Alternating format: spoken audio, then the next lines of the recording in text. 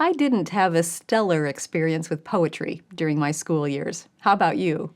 It was either presented in an artificial, sing-songy voice, or it was dissected and analyzed to death, neither of which contributes to sparking a grand interest in this form of literature.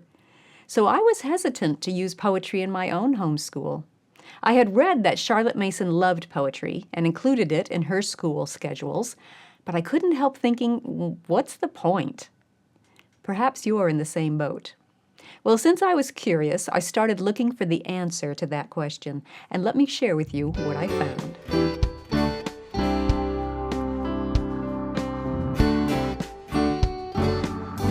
Welcome to the Simply Charlotte Mason podcast. I'm Sonia Schaefer. Charlotte Mason believed that poetry is the highest form of literature. Let me qualify that statement. Charlotte Mason believed that good poetry is the highest form of literature. Just as with books, we need to be selective and look for the best ones. Now, happily, we won't be sing-songing our way through them, nor will we be cutting them apart and dissecting them. Poetry is to be read and enjoyed. That's it.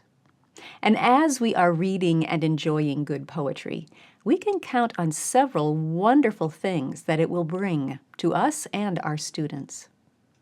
Some poems bring a smile to our faces, simply because of the way the poet played with words. Poets like to rearrange words and rummage about in their mental storehouses to find just the right word that will add an element of surprise or will bring a vivid scene to life in their reader's imagination. The more our students hear those excellent word choices, the more their own use of words will be shaped. As they grow to appreciate the power of words, they will be challenged to choose their own words carefully, whether in speaking or in writing. Poetry cultivates an appreciation for using language well. Many poems focus on something seemingly insignificant, but the poet elaborates on it in a way that makes you realize you never really observed that nature friend or that corner of your house or that loved one's face very closely. As we read and hear the poet's observations, we begin to look more closely and listen more carefully to the world around us and the people beside us. Poetry cultivates a heightened awareness, a seeing eye, a hearing ear, and a generous heart. But it's not only things around us that take on a more vivid hue. We also find our imaginations being stretched and developed. In a Charlotte Mason education, the imagination is used to help us see in our mind's eye what we are hearing or reading. We ask our students to use their imaginations when they listen to or read a living book and then narrate it. They hold a mental picture of the narrative in their minds as they tell about it.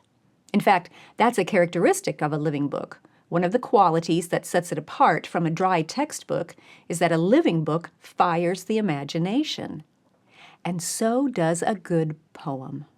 Whether it's describing a nature friend or a dramatic scene or a conversation between two people, a good poem fires our students' imagination and helps to sharpen it. And the imagination is so important when studying other cultures and time periods.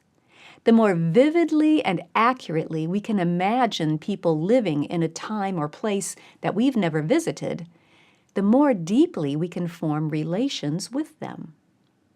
Poetry often reflects the culture of a time period or a people group.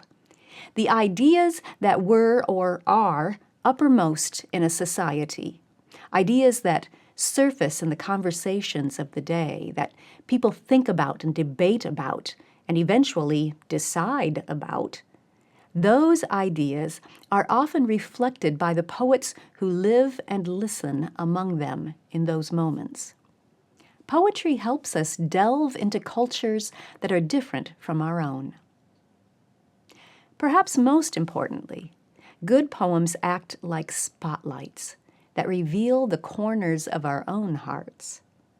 As that poem fires our imaginations and touches our emotions, we often find ourselves inspired to be kinder or more courageous, to root out improper pride, to cherish loved ones, or simply to laugh more.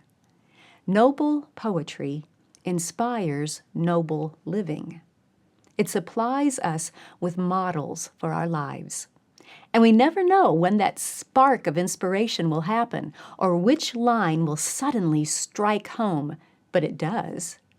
As Charlotte put it, the line that strikes us as we read, that recurs, that we murmur over at odd moments, this is the line that influences our living. Ourselves, Book 2, page 71. Good poetry influences our living. It cultivates an appreciation for language. It heightens our awareness and sharpens our imagination.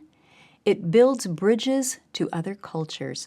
All of this from simply reading and enjoying good poems. Why wouldn't we include poetry in our home schools? If you're not sure where to start, or if you would like a curated collection of good and noble poems to read and enjoy with your children, check out our Enjoy the Poems series. I'll leave a link for you in the description. Thanks for joining me. I'll see you next time.